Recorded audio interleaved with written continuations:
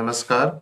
इस वीडियो में हम गॉस डाइवर्जेंस की प्रमेय का प्रयोग करते हुए एक प्रश्न को हल करेंगे। प्रश्न ये है, दर्शाइए कि क्षेत्रीय समाकलन ax i cap plus by j cap plus cz k cap dot n cap ds ये क्षेत्रीय समाकलन है और ये बराबर होता है 4/3 पाई a plus b plus c, जहाँ s ये जो सतह है, ये जो पृष्ठ है, उस गोले की सतह है जिसकी समीकरण x की घात 2 प्लस y की घात 2 प्लस z की घात 2 इक्वल टू 1 है। तो ये उस गोले की समीकरण है। तो यहाँ अगर हम इसका क्षेत्रीय समाकलन करेंगे तो प्रश्न काफी बड़ा हो जाएगा। इसका अगर देखिए हम इसको गॉस डाइवर्जेंस की प्रमेय का प्रयोग कर इसका आयतन समाकलन करेंगे तब आप देखेंगे कि प्रश्न काफी छोटा हो जाएगा। तो देखते हैं कि गॉस की डाइवर्जेंस की प्रमेय क्या है। यह देखते हैं गॉस की डाइवर्जेंस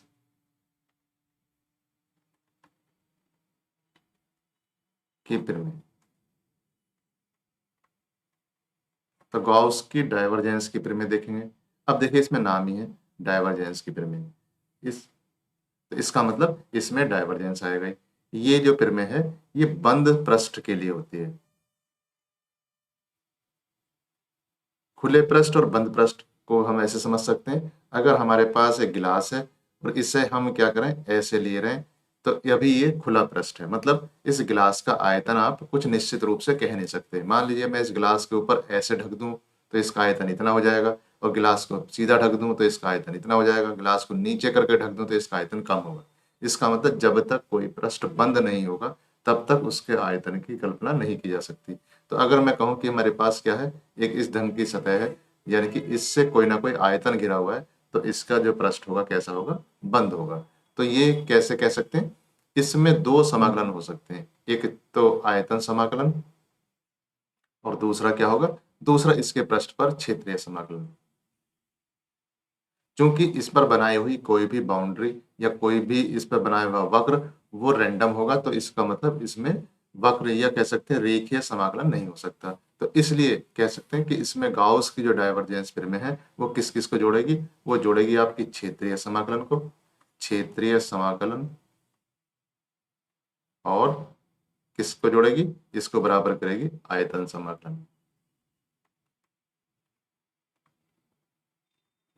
तो ये क्षेत्रीय समाकलन को आयतन समाकलन से जोड़ेगी। क्षेत्रीय समाकलन क्या है, क्षेत्रीय समाकलन ये है, अगर कोई भी सदिश जो ए अगर हम कहें वो सदिश है और उसको डॉट ds करूं, या कह सकते हैं A dot N cap ds उस सतह के अनुदिश एस पृष्ठ के अनुदिश जो कि बंद पृष्ठ है, तो इसे भी आप ऐसे लगा सकते हैं क्योंकि ये पृष्ठ कैसा है, बंद पृष्ठ है। तो इसका आयतन समाकलन, तो इसका आयतन समाकलन हो जाएगा ये। इसे हमें क्या करना पड़ेगा, पहले इसका लिखेंगे डाइवर्जेंस। तो डाइवर्जेंस किसका, ए का डाइवर्जेंस लिखिए और इसका समाकलन कर दीजिए डीवी, क्योंकि ये अब अदिश राशि हो जाएगी।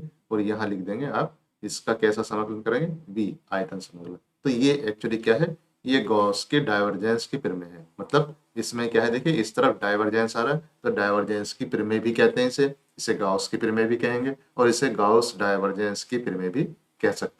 अब देखिए यहाँ पर हम देखते हैं क्या है हमारे पास जो समीकरण से इसके हिसाब से। तो यहाँ देखिए जो हमारे पास प्रश्न है उस प्रश्न का बायां भाग क्या है, या कह सकते हैं LHS, या बायां पक्ष क्या है उसका, उसका ये S A X I cap plus B Y J cap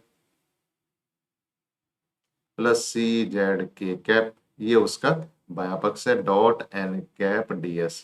अब जो इसका हमें क्या करना है, इसका हमें क्षेत्रीय समाकलन करना था।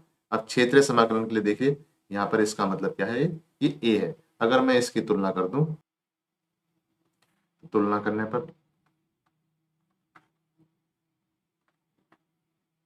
ये a है, वास्तव में क्या हुआ, a हुआ। ये कितना हुआ, ए X I cap plus B Y J cap plus C Z K cap.